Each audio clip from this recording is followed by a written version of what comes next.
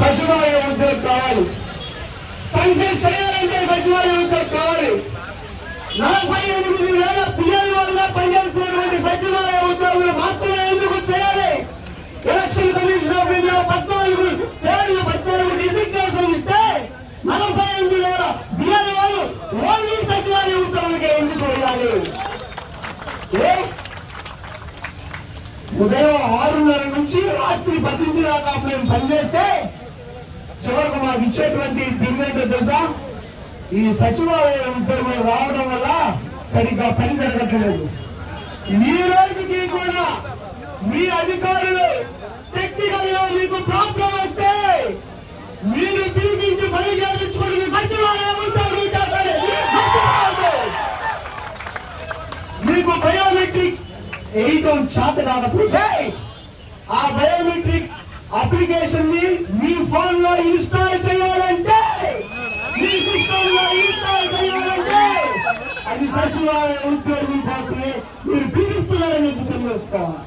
మీరు గమనించండి, ఈ రోజు అత్యధికంగా ఉన్నటువంటి మా సోదరులు కొన్ని జిల్లాల్లో కొన్ని మున్సిపల్ కార్పొరేషన్ లో 9 నెలల గర్భిణీగా ఇచ్చినటువంటి వ్యక్తి 3 రోజుల సెలవు కోసం 3 గంటల పాటు కమిషనర్ కార్యాలయంలో నుంచవలసిన పరిస్థితి ఈ రోజు సచివాలయ ఉద్యోగులు వచ్చిందంటే ఏంటి పరిస్థితి? ఒకరోజు సీఎం కావాలంటే వాళ్ళు 2 గంటల పాటు అధికారులు నడుపుతున్నారు. మాకు ప్రమోషన్ లేవు. స్వర్ణగ్రామ ఉద్యోగస్తులకు ప్రమోషన్ చాలా ఇంకా క్లియర్ కాదా? కానీ ఈ వ్యవస్థ ద్వారా కొంతమంది ఉద్యోగాలు ప్రమోషన్ తీసుకొని మన మీద ఒక ఉద్యోగికి ఒక భాష ఉంటాడు. ఒక ఉద్యోగికి 10 మంది భాష. ఇది ప్రపంచ చరిత్రలో ఏ ఉద్యోగి లేనటువంటి వ్యవస్థ ఈ రాష్ట్రాన్ని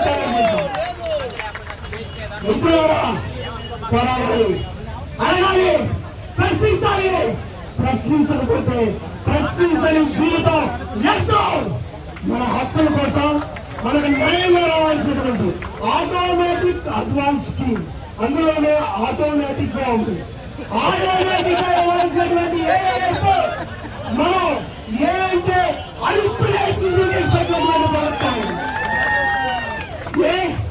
అందరి ఉద్యోగులుగా ఎందుకు ఇవ్వలేకపోయారు? 1000 రూపాయలు ఇచ్చేటువంటి సింపుల్ గా ఇచ్చేటువంటి ఇంప్లిమెంట్ చేయడానికి ఇంత కష్టాలా?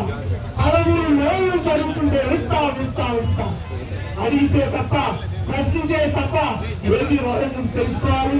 ఇంకొక దుర్మార్గమైన విషయం ఏంటంటే పంచాయతీ సెక్రటరీ గ్రేడ్ 6 నుంచి గ్రేడ్ 5 ప్రమోషన్